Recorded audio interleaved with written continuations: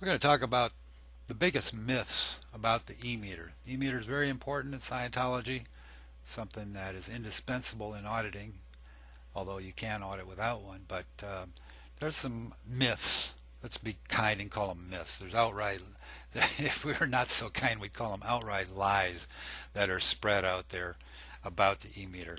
So let's dig into that. All right, here we go.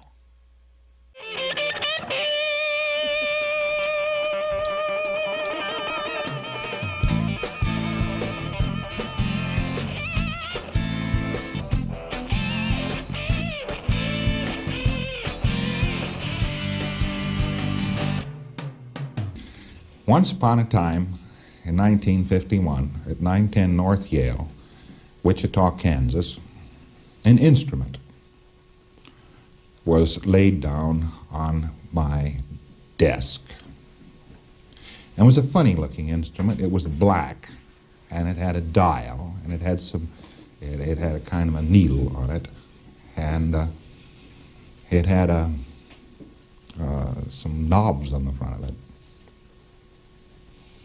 And so I looked at it and yawned and said, wow, that's very interesting, and so on. And there was a message with it. It was from old Wally Matheson, and he said, when you gave a lecture out in Los Angeles, down at South Hoover, you said you would give anything to have an instrument. It must have been in November of 50. Have an instrument that would tell what the PC was doing. And I had meantime been trying to develop all sorts of observational things, you know, if a PC does this or that. I've even run PCs with my fingers on their pulse, you know. If I just had such an instrument, or such an instrument could be developed, because it doesn't exist at this moment, the old galvanometers are too bad, why, I would be a very happy man indeed. And actually, he'd gone home, breadboarded one up, and it had taken him many, many months, and he finally hooked together this contraption, and he'd sent it to me, and there it was. So I thought that was very, very interesting. And I had it taken home to 910 North Yale, and that night while I sat looking at this thing, and we hooked it up and put somebody on it and tried to make the needle wiggle, and so forth, and it didn't work. The needle wouldn't wiggle. And a couple of little tiny metal bars. They were only about quarter of an inch in diameter. Somebody was supposed to hang on to these metal bars, and they just were not big enough to even wrap your hands around. So I got to thinking about this, Elliot got to thinking about this, and so on. And all of a sudden, I got a brilliant idea and said, I believe a couple of soup cans, if they could be hooked onto those wires, might give enough surface to read, because we couldn't get a read. We couldn't even tell if PC was on it or not on it, you see.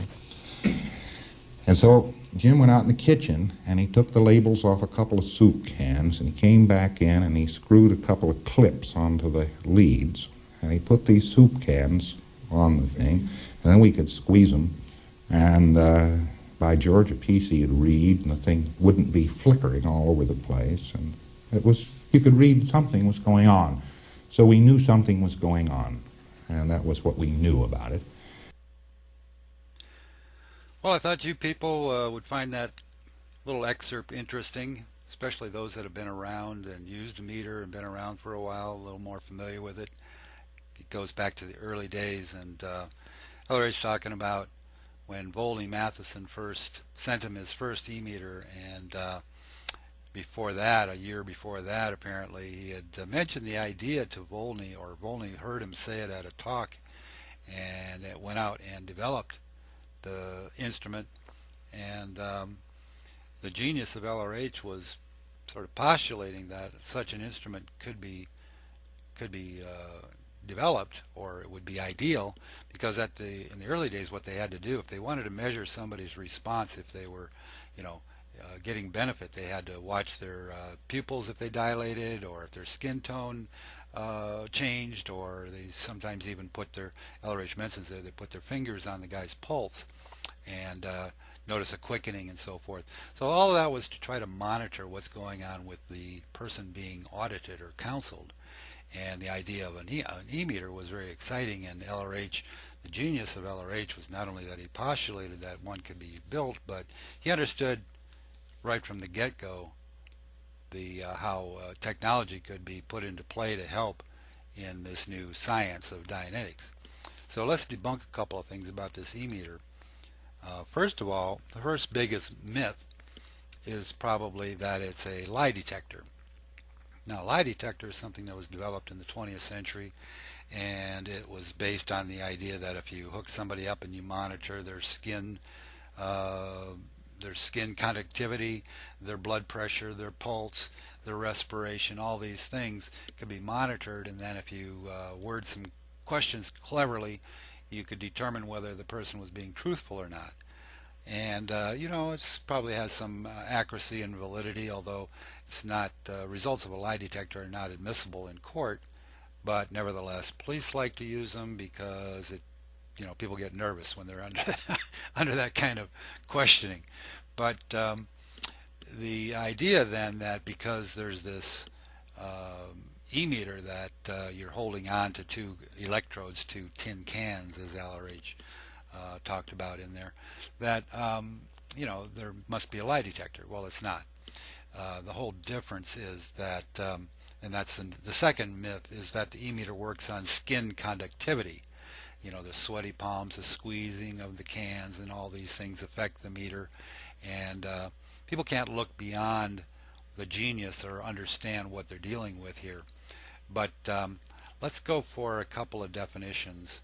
The first one is that the e-meter is, there's this, well, let me show a cutaway of, first of all, the e-meter's got a couple of batteries in there. There's some other electronics, but basically you've got a few batteries. They're 1.5 volt each, so you've got a total of maybe 5 or 6 or could be even up to 9 volts potentially passing through the body, which is like a small little flashlight. Those tiny little flashlights, those AA batteries.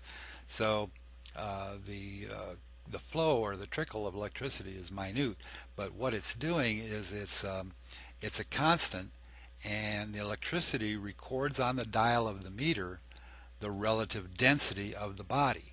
In other words, the electricity is passing through the body, and it's got a certain density, which is a constant, and that changes in that constant.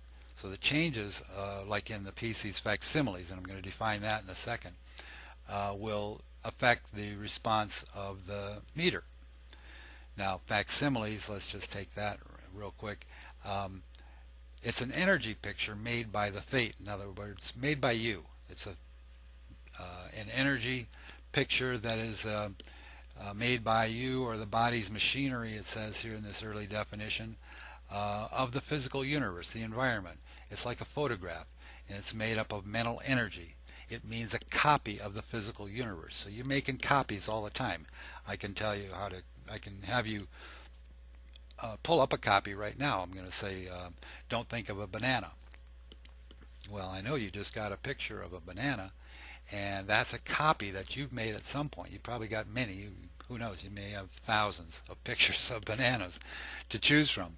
But anyway, you picked up one that when I mentioned it, and in auditing, when we direct a person's attention towards something like past traumatic incidents or upsetting things or whatever, and to relieve that mental energy that's pent up, the meter dial, the needle on the dial, reacts and tells the auditor that they're onto something.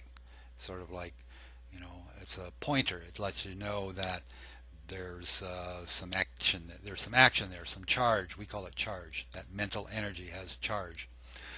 So it's not a lie detector. It's used to find these areas of charge, relieve them, and once relieved, then the needle floats.